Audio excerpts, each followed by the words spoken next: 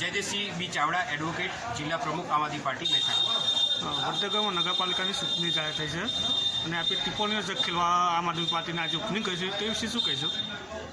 વડનગરની જાહેર જનતા સાથે છેલ્લા 15 દિવસથી જ્યારે પ્રચાર કરી રહ્યા છીએ, સમસ્યાઓ યાત્રાઓ કાઢી છે, એમની સમસ્યાઓ સાંભળી છે, ત્યારે ઠેર ઠેર જગ્યાએ ગંદકી છે, રોડ રસ્તા તૂટેલા છે, પાણીની પણ સમસ્યાઓ છે, સ્ટ્રીટ લાઇટના પ્રોબ્લેમ છે। આ બધા સમાધાન કરવા માટે આમ આદમી પાર્ટી અત્યારે ચૂંટણીમાં ઊભી રહેશે, તમામ બૂથ ઉપર ઊભી રહેશે, તમામ વોર્ડમાં ચૂંટણી લડશે અને જાહેર જનતા સાથે મળીને આ ચૂંટણી લડશે। શું આમ આદમી પાર્ટી કોંગ્રેસ સાથે ગઠબંધન કરશે ખરી? કોંગ્રેસ સાથે ગઠબંધન કરવાની કોઈ જરૂર નહીં પડે, કારણ કે અમે વડનગરની જાહેર જનતા સાથે ગઠબંધન કરી દીધું છે।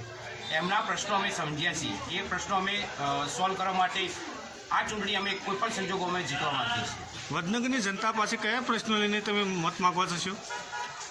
પ્રશ્નો એમના જ છે, એમના રોડ રસ્તા, ગટરો ઉભરાઈ જવી, પાણી સમયસર ના આવવું, સ્ટ્રીટ લાઇટના પ્રોબ્લેમ છે, વેરા અતિશય આપવા છતાં આ બધા સુવિધાઓ કરી એ નથી મળતી, એના કારણે આજે સામે ચાલીને લોકો આમ આદમી પાર્ટીને સ્વીકારી રહ્યા છે અને તમામ વડનગરના રહેવાસીઓનો ખૂબ ખૂબ આભાર।